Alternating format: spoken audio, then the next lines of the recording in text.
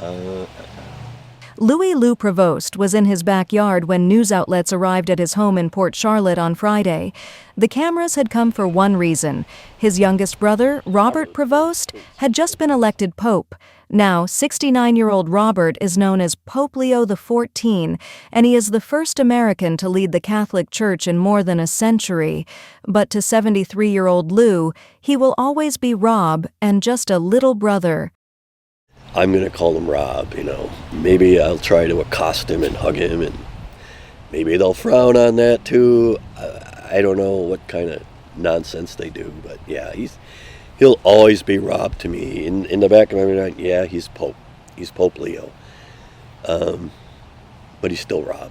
I can't do that. I can't turn that switch. It's like, no. He's Pope Leo to the world. To me, he's my little brother Rob. So that's what I will continue to call him and refer to him as.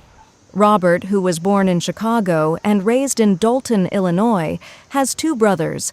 He grew up in the parish of St. Mary of the Assumption in Riverdale, where he went to school and sang in the choir. He studied theology and math in the U.S., and after graduation, he embarked on decades of missionary work abroad, starting in Peru in 1985. We're three boys, just like any other three kids.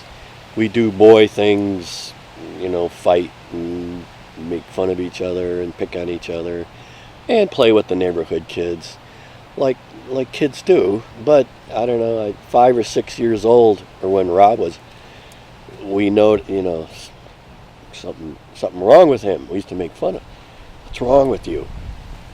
It wasn't anything wrong. It's just that his path was diverging from my path and the other brother's path, and so we realized got something special going on. He's like, I don't want to say he's holy or too holy, but there was something spiritual about him. And I don't know if you heard, he used to like to play priest a lot.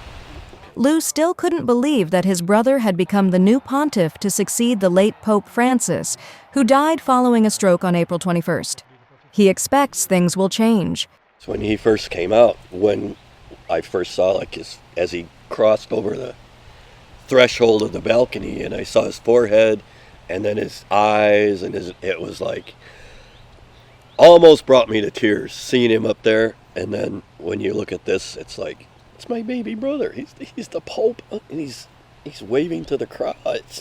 I guess the most negative possibility or thought in my mind about this whole thing is, how will it change our family relationship? Will we be able to still talk to him regularly like brothers do?